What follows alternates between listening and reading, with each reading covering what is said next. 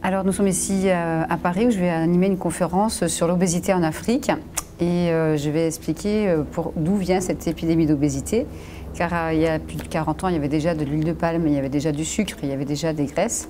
Mais en fait, depuis 40 ans, il y a un additif alimentaire dont les quantités ont été multipliées par 2 ou 3 tous les 10 ans, qui s'appelle glutamate monosodique et dont les Africains raffolent par le biais de petits produits de ce style, en poudre, en cube ou autre. Et donc ils en rajoutent avec de l'eau pour faire cuire du riz, du poisson, etc. Il y en a même qui s'amusent à transformer ces petits cubes en suppositoires pour les mettre où vous savez, pour faire grossir le popotin.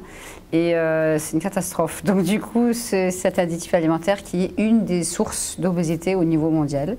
Et on va en parler. On parlera un tout petit peu d'aspartame.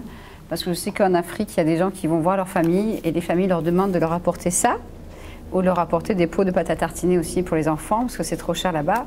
Et c'est vraiment une grave erreur parce que ça aussi, ça fait grossir, surtout par les boissons ou sous cette forme. Et donc, du coup, les gens ne sachant pas, ça pose de graves problèmes. Donc, je suis aussi l'auteur de ce petit livre qui s'appelle Additifs alimentaires danger. Je suis passionnée par ce sujet depuis 1994. À l'époque, j'attendais ma première fille et j'ai découvert un petit livre sur les additifs de quelques pages, 47 pages, où il n'était pas question d'aspartame pour le moment. Et donc, pendant des années, j'ai lu les étiquettes et c'est devenu une passion.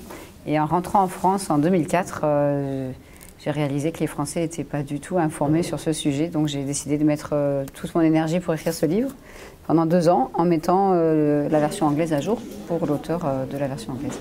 Et aujourd'hui, c'est un best-seller international, puisqu'en France, on en est à 14 éditions et 175 000 exemplaires vendus.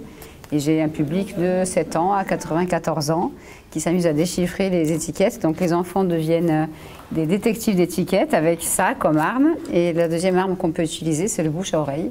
Et ça ne plaît pas trop au lobby parce que du coup, ils vont être obligés, en quelque sorte, de changer leur recette.